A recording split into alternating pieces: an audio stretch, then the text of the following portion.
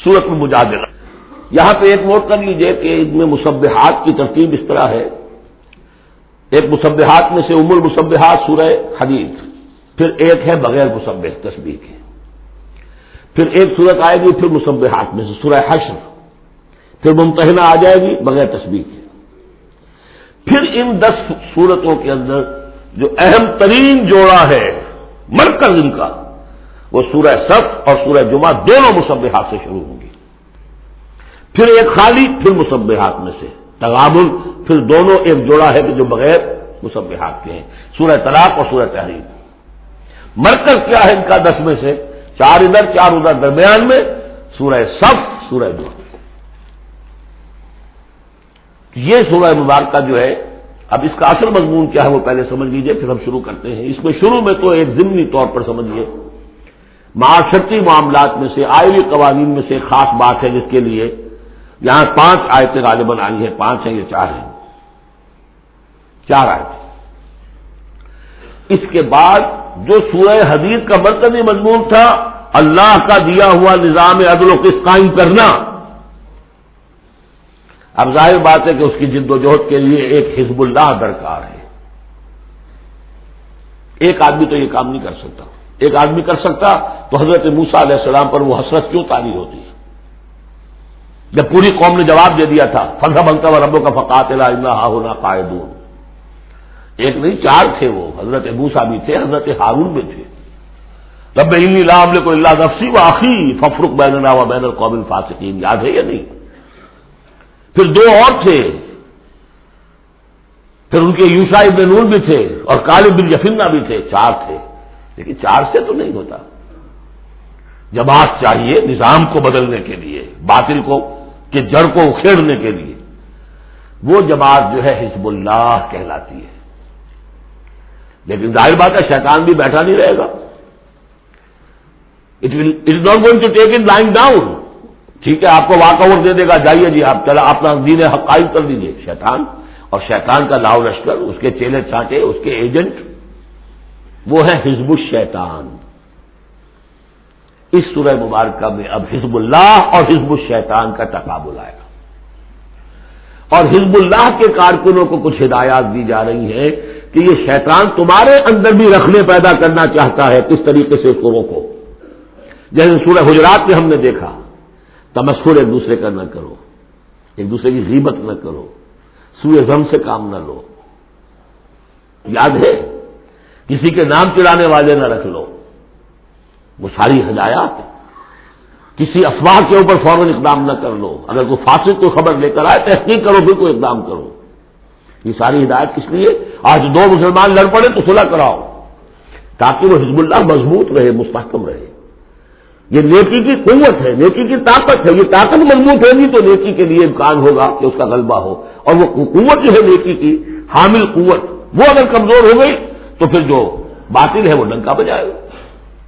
یہ ہے اس سورہ مبارکہ کا مضمون. پہلے آگے ہے ایک معاملہ خاندانی آئلی قوانین میں. بسم اللہ الرحمن الرحیم. قد سمع اللہ قول التی تجادلک فی زوجہا. یہ زہار ایک کہلاتا ہے شریعت کی روح سے، اور عرب میں یہ رواج تھا. ایک تو طلاق ہوتی ہے، شوہر نے بیوی کو طلاق دی. اب طلاق کی مختلف قسمیں ہوں گی، وہاں ہم بھی پڑھ چکے ہیں کون کون سی قسمیں ہیں. طلاق رجعی ہے، طلاق بائن ہے، طلاق مغلظ ہے، وغیرہ وغیرہ.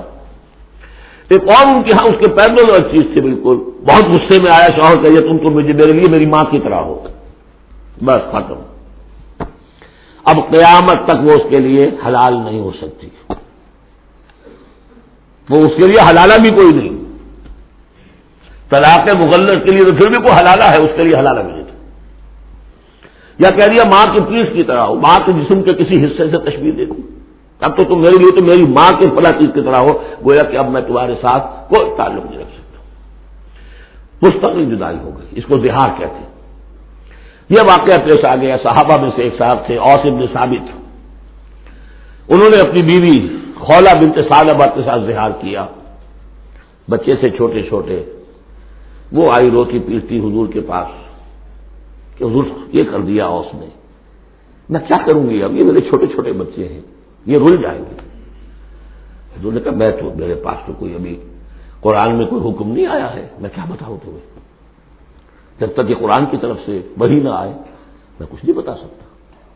وہ چیخ رہی ہے، حضور سوچیے تو صحیح، میں کروں کیا، کہاں جاؤں، ان بچوں کو لے کر کہاں جاؤں میں؟ یہ ہلاک ہو جائیں گے بچے۔ اور پھر کبھی کہے اللہ بھیج، جلدی سے کوئی میرے لیے راستہ بھیج۔ اس کیفیت میں پھر یہ وحی نازل ہوئی۔ قد سمع اللہ قول التی تجادلک فی زوجہا، اللہ نے سن لی ہے اس عورت کی بات جو اے نبی آپ سے جھگڑ رہی ہے اپنے شوہر کے بارے میں۔ وتشتکی الی اللہ، اور اسی میں وہ اللہ سے فریاد بھی کر رہی ہے کہ اللہ میرے لیے راستہ پیدا کر۔ واللہ یسمع تحاورکما، اور اللہ سن رہا تھا اے نبی آپ کے اور اس کے مابین جو گفتگو ہو رہی تھی، جو کنورسیشن ہو رہی تھی۔ واللہ یسمع تحاورکما ان اللہ سمیع بصیر، اللہ سمیع ہے، سب کچھ سننے والا، بصیر ہے، سب کچھ دیکھنے والا۔ لہذا اب اس خولہ بنت ثعلبہ کی اس فریاد پر اللہ تعالیٰ کی طرف سے رحمت کا دریا جوش میں آیا، مستقل قانون کی حیثیت سے قانون شریعت میں یہ چیز شامل کر دی گئی۔ الذین یظاہرون منکم من نسائہم، اے مسلمانوں تم میں سے جو لوگ اپنی بیویوں کو اپنی ماں کہہ بیٹھے، ماں ہن امہاتہم، وہ ان کی مائیں تو نہیں بن جاتی کہہ دینے سے، جیسے کسی کو بیٹا کہنے سے بیٹا تو نہیں بن جائے گا، وہ منہ بولے بیٹے کی کوئی حیثیت نہیں، اسی طرح یہ ماں کہہ دینا اسے کوئی معنی نہیں۔ ان امہاتہم الا اللہ ولدنہم، ان کی مائیں تو وہی ہیں جنہوں نے انہیں جنا ہے۔ وانہم لیقولون منکرا من القول والزورا، یقیناً جو بات کہہ رہے ہیں وہ جھوٹی ہے اور بہت ناپسندیدہ بات ہے۔ وَإِنَّ اللَّهَ لَعَفُوٌّ غَفُورٌ، اللہ تعالیٰ عفو ہے، معاف فرمانے والا ہے، اور غفور ہے، بخشنے والا ہے۔ کیونکہ ابھی تک یہ رواج تھا، چل رہا تھا، لہذا اگر اور سے یہ بات ہو گئی ہے تو اللہ معاف کرے گا انہیں، اور جس سے بھی ہوئی ہے اس وقت اللہ معاف کرے گا، لیکن اب جو ہے قانون آ رہا ہے۔ وَالَّذِينَ يُظَاهِرُونَ مِن نِّسَائِهِمْ ثُمَّ يَعُودُونَ لِمَا قَالُوا، وہ لوگ کہ جو اپنی بیویوں کو اپنی ماں سے یا اپنی ماں کے جسم کے کسی حصے سے تشبیہ دے بیٹھے اور پھر وہ لوٹنا چاہیں، اعادہ کرنا چاہیں لما قالوا، جس بات کو انہوں نے کہا تھا اس سے واپس آنا چاہیں، فَتَحْرِيرُ رَقَبَةٍ مِّن قَبْلِ أَن يَتَمَاسَّا، تو ایک غلام کو آزاد کرنا ہوگا اس سے پہلے کہ وہ آپس میں ایک دوسرے کو مس کریں۔ ذَلِكُمْ تُوعَدُونَ بِهِ، گویا کہ کفارہ بتا دیا اللہ تعالیٰ نے، اس کا کفارہ ادا کرو اور بس بات ختم۔ ذالکم توعظون، یہی ہے جس کا کہ تمہیں واعظ کہا جا رہا ہے، نصیحت کی جا رہی ہے، ہدایت دی جا رہی ہے۔ واللہ بما تعملون خبیر، اور جو کچھ تم کر رہے ہو اللہ اس سے باخبر ہے۔ فمن لم یجد، تو جو کوئی نہ پائے، کوئی غریب آدمی ہے جس سے کہ یہ حرکت ہو گئی اور وہ ایک، اب اس کے پاس کوئی غلام نہیں ہے، اب غلام خریدے پھر آزاد کرے، اس کے پاس پیسہ نہیں ہے۔ فمن لم یجد فصیام شہرین متتابعین من قبل یتماسا، جس کے پاس نہ ہو یہ اتنی مقدرت تو وہ 2 مہینوں کے روزے رکھے متواتر لگاتار، اس سے پہلے کہ وہ آپس میں ایک دوسرے کو چھوئیں۔ اب یہ بھی بہت سخت سزا ہے، 2 مہینے کے روزے متواتر، بیچ میں کوئی چھوٹے نہ۔ فمن لم یستطع، ایسا بھی ہو سکتا ہے کسی میں اتنی ہمت نہ ہو، کوئی اتنا ضعیف ہے، کوئی بیمار ہے، کسی کو ڈائبٹیز ہے، کچھ اور ہے، وہ روزے نہیں رکھ سکتا۔ فمن لم یستطع فاطعام 60 مسکینا، تو 60 مسکینوں کو کھانا کھلانا، ایک روز کی روزی جو ہے، اور وہ ہو بھی من اوسط ما تطعمون اہلیکم، وہ کھانا ہو بھی تم اپنے اہل و عیال کو کھلاتے ہو، وہ اوسط کھانا۔ ذالک لتؤمنوا باللہ ورسولہ، یہ اس لیے ہے تاکہ تم یقین کرو اللہ پر، اس کے رسول پر۔ میں کافی عرصے تک اور کافی تلاش بھی میں نے کیا کہ اس کا مفہوم کیا ہے، یہ تمہیں دیا جا رہا تاکہ تم ایمان رکھو اللہ پر، اس کے رسول پر، کیا مطلب ہوا؟ بات سمجھ میں آ گئی۔ واقعہ یہ کہ جب کوئی شخص کفارہ ادا کرتے ہوئے یہ سختی جھیلتا ہے اس خیال کے ساتھ کہ اللہ کا قانون ہے، تو اس کے ایمان میں اضافہ ہوتا ہے، یقین بڑھے گا، اس کا مشقت کر رہا ہے۔ جیسے کہ ایمان سے عمل صالح پیدا ہوتا ہے، عمل صالح سے بھی ایمان پیدا ہوتا ہے۔ یہی بات سورہ حجرات میں ہم دیکھ آئے تھے یمنون علیک ان اسلموا قل لا تمنوا علی اسلامکم بل اللہ یمن علیکم ان ہداکم للایمان ان کنتم صادقین. ایمان کے راستے پر اللہ تمہیں لے آیا ہے، اسلام میں داخل ہو گئے ہو تو ایمان تک بھی پہنچ جاؤ گے، اور یہ اللہ کا بڑا احسان مانو. تو فرمایا ذالک لتؤمنوا باللہ ورسولہ، یہ اس لیے ہے تاکہ تم ایمان پوری طرح تمہارے اندر ایمان اور راسخ ہو جائے اللہ پر اور اس کے رسول پر. وتلک حدود اللہ، یہ اللہ کی حدود ہے. وللکافرین عذاب علیم، اور کافروں کے لیے بہت دردناک عذاب ہے. ان الذين يحادون الله ورسوله كبتوا كما كبت الذين من قبلهم وقد انزلنا آيات بينات وللكافرين عذاب مهين. صدق الله العظيم. جیسا کہ میں عرض کر چکا ہوں، سورہ حدید میں اللہ تعالیٰ کے لائق دیے ہوئے نظام عدل و قسط کے قیام کو، انبیاء کرام کی بعثت، کتابوں کے نزول اور جو میزان اللہ نے عطا فرمائی ہے اس کا مقصد قرار دیا گیا. ظاہر بات ہے کہ اس نظام عدل و قسط کو قائم کرنے کے لیے جد و جہد ایک سعی کرنی پڑے گی، اور اس میں یقیناً رکاوٹ ڈالی جائے گی ان لوگوں کی طرف سے کہ جو ایک غیر عادلانہ نظام میں مفادات اٹھا رہے ہوں، جن کو کہ کچھ پریولیجز حاصل ہوں. مثلا فرض کیجئے کسی معاشرے کے اندر سیاسی ریپریشن ہے، جبر ہے. ظاہر بات ہے وہ ڈکٹیٹر ہیں، کچھ لوگ ہیں کہ جنہوں نے دوسرے لوگوں کو دبایا ہوا ہے، وہ کبھی پسند نہیں کریں گے کہ لوگوں کو ان کے حقوق مل جائیں. یا کسی معاشرے کے اندر زیادہ نمایاں چیز جو ہے وہ معاشی استحصال ہے، اکنامک ایکسپلائٹیشن ہے. نتیجہ کیا ہوگا کہ ایک طبقہ ہوگا غرباء کا، ہیو ناٹس کا، ایک ہوگا ہیوز کا. وہ ہیوز والے جو ہے کبھی نہیں چاہیں گے کہ نظام بدلے، وہ رجسٹ کریں گے ٹوتھ اینڈ نیل. لہذا ایک کشاکش، ایک تصادم ناگزیر ہے. اس تصادم کے لیے دو گروہ نمایاں ہوتے چلے جائیں گے. ایک جو اللہ کے دین پر ایمان رکھنے والے اور جنہوں نے اپنی زندگیوں کو اس کام کے لیے وقف کر دیا ہو کہ اللہ کے دین کو نافذ کریں. دوسرے وہ کہ جو اس کی مخالفت کریں گے. اب ان دونوں کی کشاکش اور دونوں کے لیے علیحدہ علیحدہ عنوان ہیں جو تجویز کیے جا رہے ہیں سورہ مجادلہ میں. ارشاد ہوا ان الذین یحادون اللہ ورسولہ. یہ یحادون یہ بھی حدیث سے ہی بنا ہے. محاددہ باب مفاعلہ، جیسے جوہد سے مجاہدہ، تو محاددہ مقاتلہ باب مفاعلہ، یعنی سخت مخالفت، پوری طاقت کے ساتھ مخالفت. یقیناً وہ لوگ جو پوری قوت کے ساتھ مخالفت کرنے پر تل گئے ہیں اللہ کی اور اس کے رسول کی. اور ظاہر بات ہے کہ اللہ اور اس کے رسول سے مراد اللہ کا دین ہے. اللہ تعالیٰ کی ایک تکوینی حکومت تو پوری دنیا میں ویسے ہی قائم ہے، اللہ کی کوئی کیا مخالفت کرے گا. اللہ کے رسول صلی اللہ علیہ وسلم سے بھی ذاتی پرخاش کسی کو کچھ نہیں تھی، کوئی ذاتی چپکلش نہیں تھی. جیسا کہ سورہ نام میں ہم نے پڑھا ہے وَلَٰكِنَّ الظَّالِمِينَ بِآيَاتِ اللَّهِ يَجْحَدُونَ. یہ تو اللہ کی آیات کا انکار کر رہے ہیں. اے نبی جنگ آپ سے نہیں ہے ان کی، وہ تو ہمارے دین سے ہے. تو یعنی وہ لوگ کہ جو پوری قوت کے ساتھ مقابلہ کر رہے ہیں، مخالفت کر رہے ہیں اللہ کی اور اس کے رسول کی، یعنی اس کے دین کی اور اس کے دین کے قیام کی. دین بھی اگر رکھا رہے کتابوں میں لکھا ہوا اور مزید پی ایچ ڈیز اس پہ آپ کرتے رہیے، کتابیں لکھتے رہیے، تو انہیں کوئی اعتراض نہیں. لیکن جب آپ یہ کہیں گے کہ اس دین کو قائم کرنا ہے تو یہ ہے بات کہ جو بہرحال ٹھنڈے پیٹوں برداشت نہیں کی جا سکتی. ان الذین یحادون اللہ ورسولہ کبتوا کما کبت الذین من قبلہم. وہ خار ہو گئے، تباہ ہو گئے جس طریقے سے کہ ان سے پہلے کے لوگ تباہ ہوئے تھے. یعنی یہ کہ جیسے قوم فرعون تباہ ہوئی، قوم نوح تباہ ہوئی، قوم ہود تباہ ہوئی، جس نے بھی مخالفت کی اللہ کی اور اس کے رسول کی، ان کا جو انجام ہوا وہ تمہیں معلوم ہے. وقد انزلنا آیات بینات، اور ہم اتار چکے ہیں روشن آیات.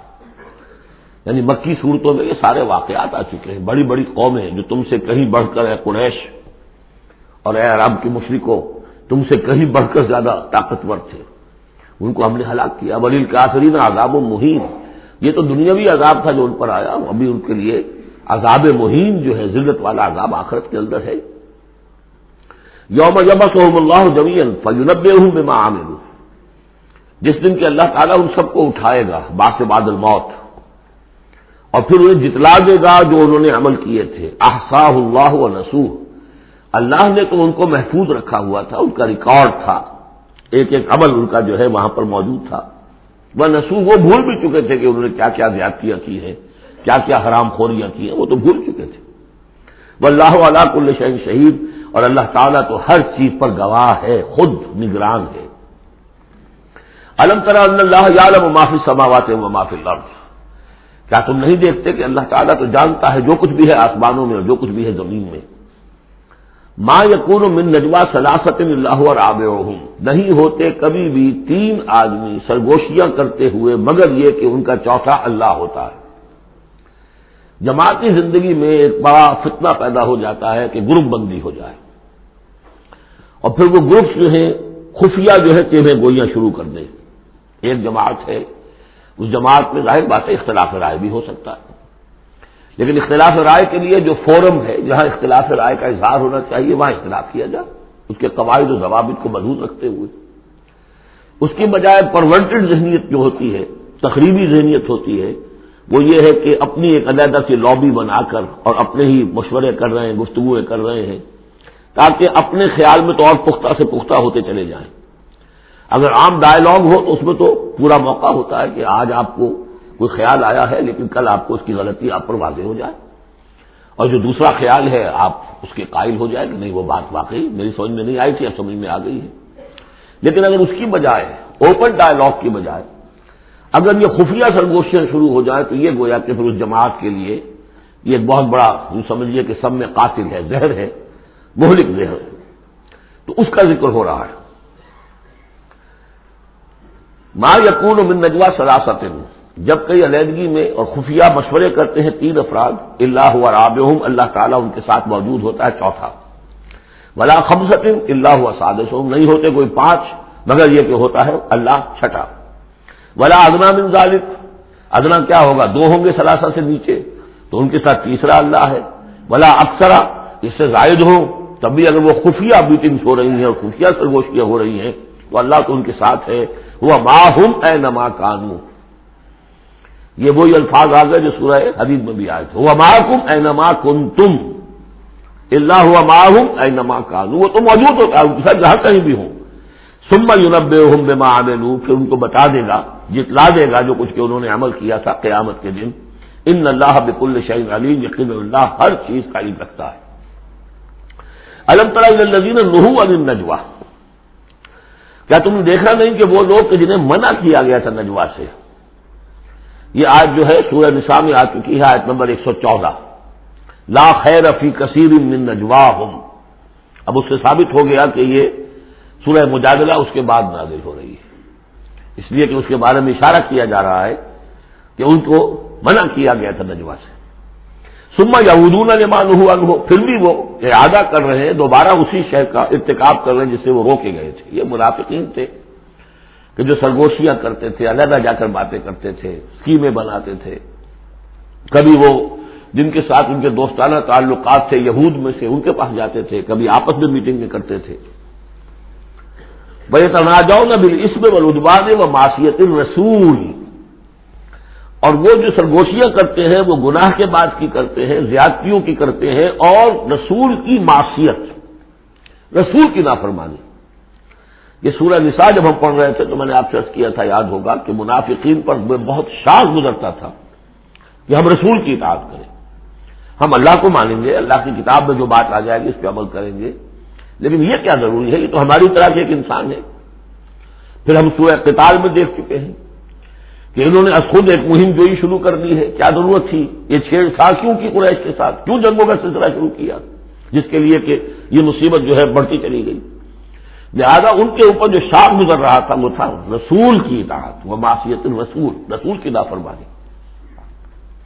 وَإِذَا جَاءُوكَ حَيَّوْكَ بِمَا لَمْ يُحَيِّكَ بِهِ اللَّهُ، اور جب وہ آپ کے پاس آتے ہیں تو آپ کو دعا وہ دیتے ہیں کہ جو اللہ نے آپ کو نہیں دی ہے. یہ ہم پڑھ چکے ہیں، سورہ نساء ہی میں یہ مضمون آیا تھا۔ تحیہ، عربوں کے ہاں سب سے بڑی دعا یہ تھی کہ حیاک اللہ، حیاتی ہوئے، اللہ تعالیٰ تمہاری زندگی دراز کرے، طویل کرے، اچھی زندگی دے۔ تو اس طرح کی بات ہے، لیکن وہ جب آتے تھے اس کے بعد اسلام میں اب جو گریٹنگز ہیں وہ السلام علیکم، لیکن وہ جب آتے تھے تو السلام علیکم السلام علیکم، سام کے معنی موت ہے، اے نبی آپ پر موت پڑے، اے مسلمانوں تم پر موت پڑے۔ لہذا وَإِذَا جَاءُوكَ حَيَّوْكَ بِمَا لَمْ يُحْيِكَ بِهِ اللَّهُ وَيَقُولُونَ فِي أَنفُسِهِمْ۔ اب دیکھیے یہ نفسیاتی بات ہے، دل ہی دل میں وہ کہتے تھے پھر لولا يعذبنا الله بما نقول، اللہ ہمیں عذاب کیوں نہیں دے رہا ہمارے اس کہنے پر؟ اس کا کیا مطلب ہے؟ یہ رسول نہیں ہے۔ اگر رسول ہوتے تو ہماری اس گستاخی پر فوراً ہماری زبان سے دیتا اللہ تعالیٰ۔ یہ ہے وہ چیز جس سے کہ ہم نے سورہ حدید میں دیکھا تھا کہ پھر وہ جو تھوڑی بہت پونجی ایمان کی ہوتی ہے وہ بھی برف کی طرح پگھلنی شروع ہو جاتی ہے، زائل ہونی شروع ہو جاتی ہے۔ ایک شرارت کی، السلام علیکم یا رسول اللہ کہا، پھر اس کے بعد ہمیں پکڑ تو کوئی نہیں ہوئی، اس کا مطلب یہ اللہ کے رسول نہیں ہے۔ اللہ کے رسول ہوتے تو اللہ اپنے رسول کی یہ توہین اور یہ استہزاء کا بھی برداشت نہ کرتا۔ حسبہم جہنم، ان کے لیے تو اب جہنم ہی کافی ہے، موضوع ہے۔ یصلونہا، اس میں وہ داخل ہوں گے، فبئس المصیر، اور بہت برا ٹھکانہ ہے۔ یا ایھا الذین آمنوا اذا تناجیتم، اے اہل ایمان جب تمہیں کوئی سرگوشی کرنی ہو، علیحدہ جا کر بات کرنی ہو، فلا تتناجوا بالاسم والعدوان ومعصیۃ الرسول، تو دیکھو کسی گناہ کے کام کے لیے کوئی مشورہ ہو رہا ہے، اسکیم بن رہی ہے، کہیں کسی پر زیادتی کرنے کے لیے کوئی مشورہ کر رہا ہے خفیہ، یا رسول کی مخالفت، رسول کے احکام کی نافرمانی کی، یہ تمہاری سرگوشی کا موضوع نہیں ہونا چاہیے۔ وَتَنَاجَوْا بِالْبِرِّ وَالتَّقْوَىٰ، ہاں علیحدہ جا کر کسی کو کوئی بات سمجھانی ہے تو نیکی کی تلقین کرو، بھلائی کی تلقین کرو، صدقہ و خیرات کی تلقین کرو۔ وَاتَّقُوا اللَّهَ الَّذِي إِلَيْهِ تُحْشَرُونَ، اور دیکھو اس اللہ سے ڈرتے رہو، اس کا تقویٰ اختیار کرو جس کی طرف کہ تمہیں لازماً جمع کیا جائے گا۔ اِنَّمَا النَّجْوَىٰ مِنَ الشَّيْطَانِ، یہ نجوہ جو ہے یہ شیطانی عمل ہے، یہ شیطان کا کام ہے، یہ اس کی تحریک پر اور اسی کی طرف سے اس کے لیے تمہیں موٹیویشن ملتی ہے۔ لِيَحْزُنَ الَّذِينَ آمَنُوا، تاکہ اہل ایمان جو ہے وہ رنجیدہ ہوں۔ ایک تو یہ کہ یہ ساری ان کی اسکیمیں جو ہوتی تھی وہ اسی لیے ہوتی تھی مسلمانوں کو نقصان پہنچائیں، ظاہر بات ہے کہ نقصان پہنچے گا وقتی اور عارضی طور پر، تو طبع بشری کی بنا پر کچھ نہ کچھ رنج اور افسوس تو ہوگا۔ اور ایک اس میں اور بات بھی نفسیاتی یہ ہے کہ فرض کیجئے کہ آپ نے دیکھا 3-4 آدمی ادھر خسر پسر کر رہے ہیں، تو خام خواہ آپ کو خیال ہوتا ہے کہ یہ میرے بارے میں کوئی بات کر رہے ہیں، اور اس سے کہ آپ کی طبیعت پر ایک الٹا اثر ہوتا ہے۔ کبھی کبھی خاص طور ایسا بھی ہوتا ہے کہ آپ کی طرف کسی نے دیکھ بھی لیا مسکرا کے، اور یہ در حقیقت انہیں ستانے کے لیے، چڑھانے کے لیے۔ لِيَحْزُنَ الَّذِينَ آمَنُوا، تاکہ اہل ایمان جو ہے وہ حزن سے دو چار ہوں، دلگیر ہوں، دل گرفتہ ہوں۔ وَلَيْسَ بِضَارِّهِمْ شَيْئًا، حالانکہ یہ شیطان کوئی ضرر نہیں پہنچا سکتا انہیں کچھ بھی، الا بِإِذْنِ اللَّهِ، مگر اللہ کے اذن سے۔ اللہ کی طرف سے کوئی آزمائش آنی ہے تو آئے گی، کوئی روک نہیں سکتا، لیکن شیطان اپنے ارادے سے، اپنے اختیار سے کوئی ضرر نہیں پہنچا سکتا۔ وَعَلَى اللَّهِ فَلْيَتَوَكَّلِ الْمُؤْمِنُونَ، اور اہل ایمان کو توکل کرنا چاہیے صرف اللہ پر۔ اہل ایمان کا توکل اور بھروسہ یہ کچھ نہیں ہوگا ان کے کیے، تم اپنا فرض ادا کرو، اللہ تعالیٰ تمہارے ساتھ ہے۔ یا ایھا الذین آمنوا اذا قیل لکم تفصحوا فی المجالس فافصحوا یفصح اللہ لکم، یہ بھی ان منافقین کا طرز عمل تھا کہ مجالس میں جب حضور کی عام مجلس ہے تو اس میں 3-4 آدمی ذرا قریب ہو کر ایک گچھا سا بن کر بیٹھے ہوئے ہیں، اور جو بات ہو رہی ہے حضور فرمائے ساتھ ساتھ وہ فقرے بھی چست کرتے جا رہے ہیں۔ پھر یہ کہ وہ علیحدہ بیٹھتے تھے کہ ہمارے فقرے بھی سچے مسلمان نہ سن لیں کہیں، تب تو پکڑ ہو جائے گی ہماری۔ تو گویا کہ ایک گچھا سا بن کر وہ بیٹھے ہوئے ہیں، بہت قریب ہو کر، اپنا ایک علیحدہ سالکہ بنا کر۔ تو اس کے لیے اگر ان سے کہا جائے کھل کر بیٹھو، اس طریقے سے یہ جگہ جگہ پر علیحدہ گروپ بنا کر نہ بیٹھو، کھل کر بیٹھو، معلوم ہو کہ ایک اجلاس ہے، ایک اجتماع ہو رہا ہے۔ فافصحوا، تو تم کھل کے بیٹھا کرو، اللہ تعالیٰ تمہارے لیے کشادگی پیدا کر دے گا، بڑی عمدہ انداز ہے نصیحت کا۔ وَإِذَا قِيلَ انشُزُوا فَانشُزُوا يَرْفَعِ اللَّهُ الَّذِينَ آمَنُوا مِنكُمْ، اور جب کہا جائے کہ اٹھ کھڑے ہو تو چلے جایا کرو، اٹھ جایا کرو۔ یہ بھی ہوتا تھا کہ ایک میٹنگ ہے، مشورہ ہے، گفتگو ہوئی ہے، کوئی مسئلہ طے ہو گیا ہے، اب ہمیں اقدام کرنا ہے، یہ فیصلہ کرنا ہے۔ اب یہ کہ جب مجلس برخاست ہوئی وہ بیٹھے ہوئے وہیں پر کچھ ایک گروپ بنا کر اب اس کے اوپر تبصرے ہو رہے ہیں، یہ بھی در حقیقت بحیثیت مجموعی جماعت کے اندر ایک سوء ظن کی سلسلہ پیدا کرنے والی شے ہے۔ اب جب اجتماع تھا، بیٹھے تھے، اجتماع ختم ہو گیا، اب جائیے، جب کہا جائے کہ اٹھ جاؤ تو اٹھ جایا کرو، اٹھ کھڑے ہوا کرو۔ یرفع اللہ الذین آمنوا منکم، اللہ تعالیٰ تم میں سے جو واقعی اہل ایمان ہے ان کے درجات بلند کرے گا۔ والذین اوتوا العلم درجات، اور جن کو اللہ تعالیٰ نے علم دیا ہے، حقیقی علم دیا ہے، ان کے درجات بلند کرے گا۔ واللہ بما تعملون خبیر، اور اللہ تعالیٰ جو کچھ تم کر رہے ہو اس سے باخبر ہے۔ یا ایھا الذین آمنوا اذا ناجیتم الرسول فقدموا بین یدی نجواکم صدقہ، اہل ایمان جب تم رسول سے کوئی تنہائی میں بات کرنا چاہو تو ذرا اپنی اس علیحدگی کی بات سے پہلے کچھ صدقہ دیا کرو۔ اب اس کا بھی پس منظر سمجھیے، یہ چیزیں سمجھ میں نہیں آ سکتی اگر جماعتی ایک شکل سامنے نہ ہو اور اس میں ایک جد و جہد کی شکل۔ ہوتا کیا ہے کہ کچھ لوگ وہ اپنی حضور سے قرب ظاہر کرنے کے لیے اور اپنی حیثیت کو علیحدہ ممیز کرنے کے لیے، حضور ذرا مجھے آپ سے علیحدگی میں بات کرنی ہے تاکہ لوگ دیکھ لیں یہ کوئی بڑا چودھری ہے، بڑا اہم آدمی ہے، یہ علیحدگی میں جا کے بات کر رہا ہے، تو بڑا یعنی یہ کہ حضور کو بھی اس پر اعتماد ہے، اور وہ اپنی ایک نمایاں حیثیت ظاہر کرنے کے لیے۔ تو عبداللہ ابن ابی کے بارے میں میں آپ کو بتا چکا ہوں کہ جب حضور جمعے کا خطبہ دینے کھڑے ہوتے تھے تو پہلے صف میں ہوتا تھا، پہلے کھڑا ہو جاتا تھا خود، اور کہتے لوگوں دیکھو توجہ سے سنو یہ اللہ کے رسول ہے، تاکہ اس کی اپنی حیثیت ایک ظاہر ہو جائے کہ وہ یہاں کا چودھری ہے۔ اور وہ تھا مدینے کا چودھری اس لیے کہ خزرج کا سردار تھا، اور خزرج بڑا قبیلہ تھا، اور طے کر چکے تھے اہل مدینہ کہ اسے بادشاہ بنا لیں گے، اپنا نظام بنائیں گے، کیونکہ بہت عرصہ ہو گیا تھا انہیں باہم لڑتے ہوئے اوس اور خزرج کو۔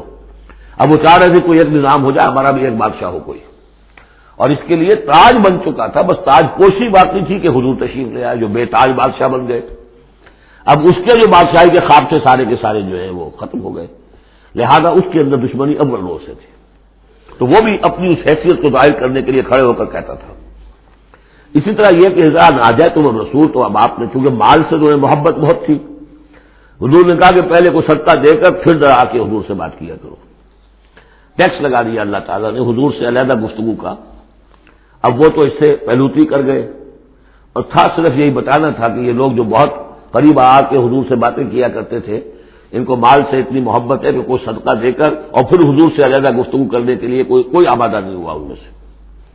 حضرت علی کہتے ہیں رضی اللہ تعالیٰ عنہ، میں واحد شخص تھا جس نے حضور سے تنہائی میں گفتگو کے لیے آپ سے وقت مانگا اور صدقہ جو ہے اس کو پیش کیا، لیکن اللہ تعالیٰ نے جلد ہی اس حکم کو جو ہے منسوخ بھی کر دیا، یہ حکم بہت جلدی منسوخ ہوا ہے۔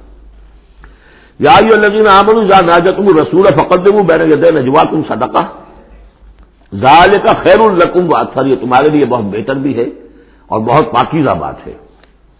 فإن لم تجدوا فإن اللہ غفور رحیم، ہاں اگر تم غریب ہو، تمہیں نہیں تمہارے پاس کوئی شے ہے تو اللہ تعالیٰ غفور اور رحیم ہے، یہ گنجائش لگتی تھی، لیکن ظاہر بات ہے منافقین تو غریب نہیں تھے، وہ تو متمول لوگ تھے، مرفع الحال لوگ تھے۔ اس کے بعد فرمایا اشفقتم ان تقدموا بین یدی نجواکم صدقات، کیا تم ڈر گئے اس سے کہ رسول کے ساتھ اپنی تنہائی کی بات اور ملاقات سے پہلے کوئی صدقہ دو؟ فَإِذْ لَمْ تَفْعَلُوا وَتَابَ اللَّهُ عَلَيْكُمْ، تو جب تم نے یہ نہیں کیا تو اللہ تعالیٰ نے بھی تمہاری توبہ کو قبول کیا، تم پر نظر عنایت فرمائی۔ فَأَقِیمُوا الصَّلَاةَ وَآتُوا الزَّکَاةَ وَأَطِیعُوا اللَّهَ وَرَسُولَهُ، تو بس ٹھیک ہے نماز قائم رکھو، زکوٰۃ ادا کرو اور اللہ اور اس کے رسول کی اطاعت کرتے رہو۔ وَاللَّهُ خَبِیرٌ بِمَا تَعْمَلُونَ، اللہ باخبر ہے اس سے کہ جو تم کر رہے ہو۔ تو یہ حکم آیا بہت عارضی طور پر اور بہت جلد ختم بھی کر دیا گیا، لیکن یہ کہ اس سے وہ لوگ نمایاں ہو گئے کہ جو پہلے بہت ہی بار بار آتے تھے اور علیحدہ سے مشورے کرتے تھے اور اپنی ایک حیثیت جو ہے اس کا اظہار اس طریقے سے کیا کرتے تھے، جب اس حکم کے بعد چند دن تک وہ نہیں آئے تو معلوم ہو گیا ہوگا اور پھر ان کو بھی شرم آئی ہوگی کہ اب دوبارہ ہم وہ کام نہ کریں۔ الم تر الی الذین تولوا قوما غضب اللہ علیہم، کیا تم نے غور نہیں کیا کہ وہ لوگ کہ جنہوں نے دوستی گانٹھی ہے ان سے کہ جن پر اللہ کا غضب ہے۔ یہاں مراد کون ہے؟ یہودی کون ہے؟ مغضوب علیہم، جو لوگ ہیں مسلمانوں تم میں سے، چاہے اوس کے ہوں یا خزرج کے ہوں، جنہوں نے ان سے ابھی تک یارانے گانٹھے ہوئے ہیں، دوستیاں ہیں، حلیفی کے پرانے تعلقات کو ابھی تک نبھا رہے ہو، الم تر الی الذین تولوا قوما غضب اللہ علیہم ما هم منکم ولا منہم، وہ نہ تم میں سے ہے نہ ان میں سے ہے۔ یہ منافقین کا یہ رول، لا الہ الا ولا الہ الا، مذبذبین بین ذلک، سورہ نساء میں ہم پڑھ چکے ہیں۔ وَيَحْلِفُونَ عَلَى الْكَذِبِ وَهُمْ يَعْلَمُونَ، اور وہ جانتے بوجھتے جھوٹے حلف اٹھاتے ہیں، قسمیں کھاتے ہیں، جھوٹی قسمیں کھاتے ہیں۔ أَعَدَّ اللَّهُ لَهُمْ عَذَابًا شَدِيدًا، اللہ تعالیٰ نے تیار کر رکھا ہے ان کے لیے ایک سخت عذاب۔ إِنَّهُمْ سَاءَ مَا كَانُوا يَعْمَلُونَ، یقیناً جو طرز عمل وہ اختیار کیے ہوئے وہ بہت ہی برا ہے۔ اتخذوا أيمانهم جنة، انہوں نے اپنی قسموں کو ڈھال بنا لیا ہے۔ جہاں کسی بات پر گرفت ہوئی، خدا کی قسم، اللہ گواہ ہے یہ معاملہ یوں نہیں تھا، یوں تھا۔ اب دوسرا شخص جو ہے شریف مسلمان ہے، وہ مرمت میں آ کے اللہ کی قسم کھا رہا ہے تو کم سے کم چپ تو ہو جاتا تھا، اب میں کیا کروں؟ لہذا انہوں نے قسموں کو اپنی ڈھال بنا لیا۔ فصدوا عن سبیل اللہ، تو وہ رکتے بھی ہیں، روکتے بھی ہیں اللہ کے عذاب سے، اللہ کے راستے سے۔ فلہم عذاب مہین، تو ان کے لیے اہانت آمیز عذاب ہے۔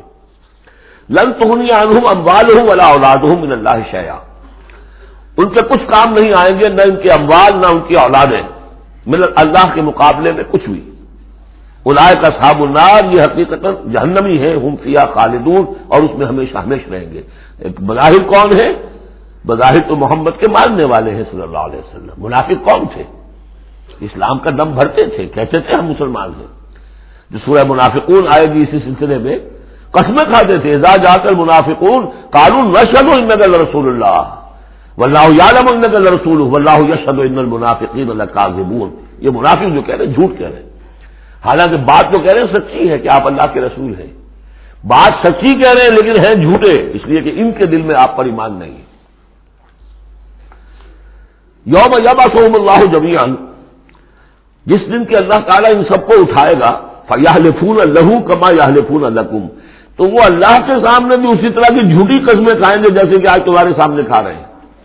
یعنی یہ کہ ان کی عادت جھوٹی قسمیں کھانے کی اتنی پختہ ہو جائے گی کہ تمہارے سامنے جس طرح کی جھوٹی قسمیں کھاتے ہیں، ایسی جھوٹی قسمیں اللہ کے سامنے کھائیں گے، وہاں بھی جا کر یہ چوکنے والے نہیں۔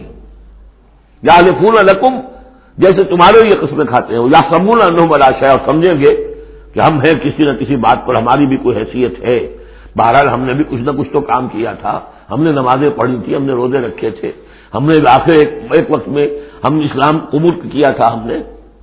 وَيَحْسَبُونَ أَنَّهُمْ عَلَىٰ شَيْءٍ أَلَا إِنَّهُمْ هُمُ الْكَاذِبُونَ، آگاہ ہو جاؤ کہ وہ حقیقت میں جھوٹے ہیں۔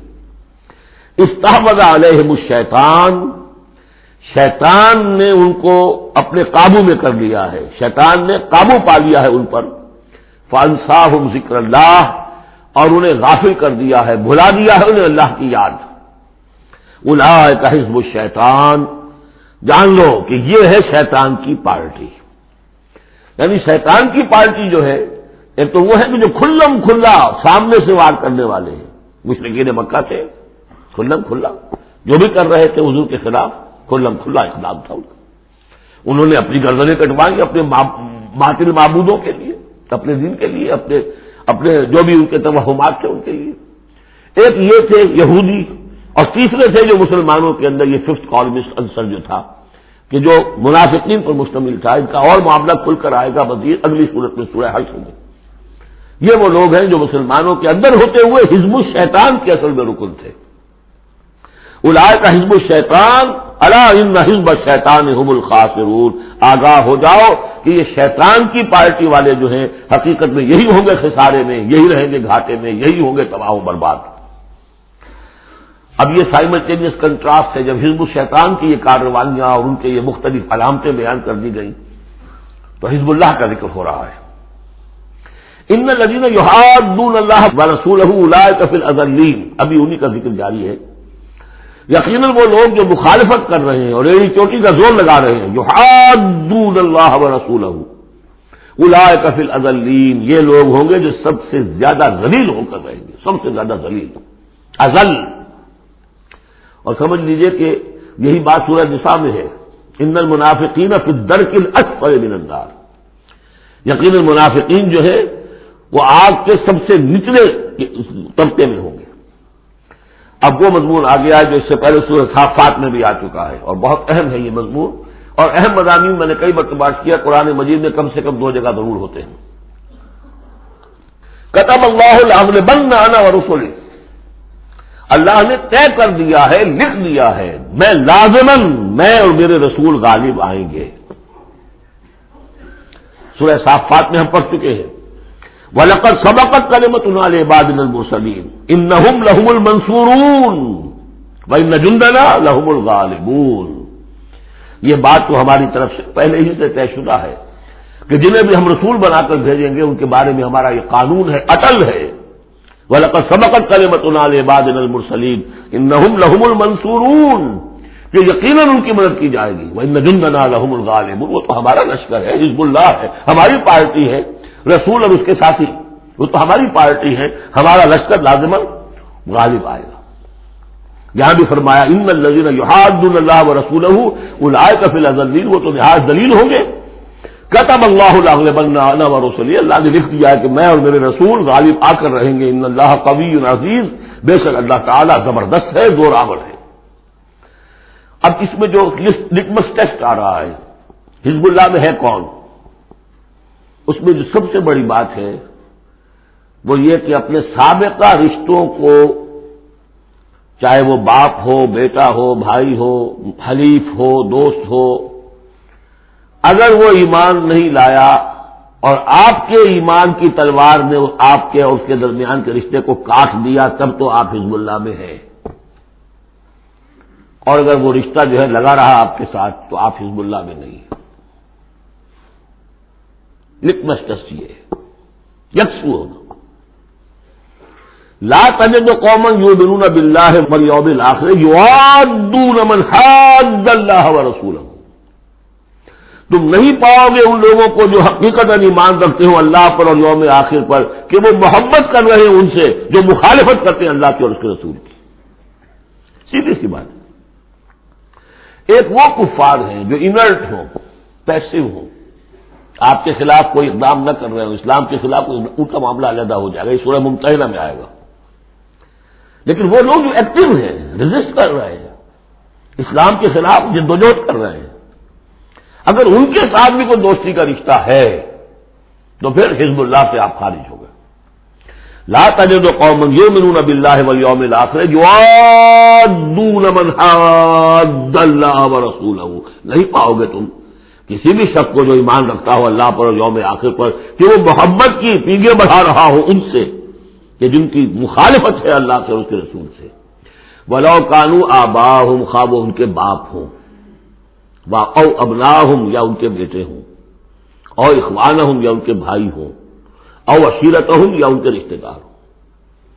اب وہی نوٹ کر لیجیے آیت سورہ توبہ کی آیت نمبر 24، قل ان کان آباؤکم وابناؤکم واخوانکم وازواجکم وعشیرتکم واموال اقترفتموها وتجارۃ تخشون کسادها ومساکن ترضونها احب الیکم من اللہ ورسولہ وجہاد فی سبیلہ۔ اللہ کی محبت کے تو آپ بڑے دعوے کر سکتے ہیں، رسول کی محبت کے، رسول کے عشق کے بڑے بڑے دعوے کر سکتے ہیں، لمبے لمبے جلوس نکال سکتے ہیں، بڑی بڑی محفلیں بیعت منعقد کر سکتے ہیں، نعتوں کے اندر زمین آسمان کے کلامیں ملا سکتے ہیں۔ اصل میں جو ٹیسٹ ہوگا کہ واقعتاً اللہ سے اور اس کے رسول سے محبت ہے یا نہیں ہے تو جہاد فی سبیلہ سے ہوگا، وہ تو ٹھوس ہے۔ تو اگر وہ 8 چیزوں کی محبت ان 3 چیزوں کی محبت سے بڑھ گئی فتربصوا، تو جاؤ انتظار کرو، حتی یاتی اللہ بامرہ، یہاں تک کہ اللہ اپنا فیصلہ سنا دے۔